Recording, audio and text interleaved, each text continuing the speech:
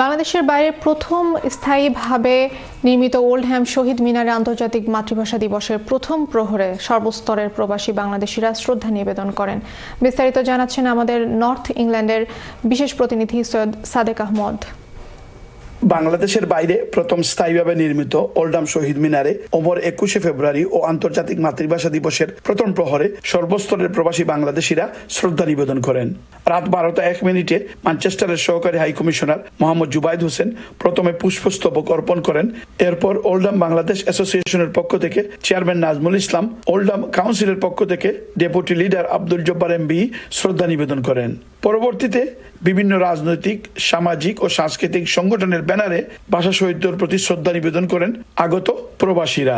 অমর 21শে ফেব্রুয়ারি আমাদের শিখিয়ে দেয় অন্যায়ের বিরুদ্ধে প্রতিবাদ ও আত্মমর্যাদা রক্ষার দৃঢ় প্রত্যয়। ভাষা শহীদদের আত্মত্যাগ চিরকাল প্রেরণা হয়ে থাকবে জাতির জীবনে। আমাদের নতুন প্রজন্মের কাছে শুদ্ধ ভাষা চর্চা, বাংলা সাহিত্য ও সংস্কৃতি সঠিকভাবে তুলে ধরার আহ্বান জানিয়েছেন তারা। বহির্বিশ্বে প্রথম বাংলাদেশের প্রথম শহীদ মিনার ওল্ডহ্যাম শহীদ মিনার, আজকে আমরা এখানে সমবেত হয়েছি 12:01 আমরা আমাদের ভাষা শহীদদের শ্রদ্ধা জানাবো শহীদ মিনারে পুষ্পস্তবক অর্পণের মাধ্যমে। আমরা এখানে একটা বিরাট আয়োজন করছি, অনেক লোক আসছেন।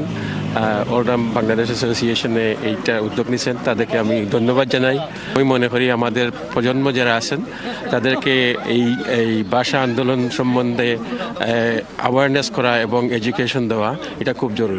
প্রথমে শুরু করছি যারা আজকে আমাদের এই দিনের জন্য শহীদ হয়েছিলেন, জব্বার, রফিক, বরকত, সালাম সহ আরো নাম অজানা অনেক শহীদদের প্রতি আমি আমার শ্রদ্ধা প্রদর্শন করছি।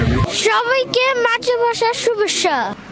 বাংলাদেশের বাইরে প্রথম স্থায়ীভাবে নির্মিত ওল্ডহ্যাম শহীদ মিনারে আজকে প্রবাসী বাংলাদেশিরা তাদের শ্রদ্ধা নিবেদন করেছেন এবং এটাই তারা বলেছেন ভবিষ্যৎ নতুন প্রজন্মকে যারা এদেশে বড় হচ্ছে তাদেরকে যাতে আমরা বাংলা ভাষা এবং শিক্ষা দিতে পারি, বাংলা ভাষা এবং সংস্কৃতি তাদের কাছে সঠিকভাবে উপস্থাপন করার জন্যই তারা আহ্বান জানিয়েছেন এবং জাতিসংঘে বাংলাদেশে বাংলা ভাষাকে যাতে দাপ্তরিক ভাষা হিসাবে তুলে ধরা হয় এই জন্যই তারা জাতিসংঘের প্রতি আহ্বান জানিয়েছে। Syed Sadek Ahmed, channel S news, Oldham, Greater Manchester.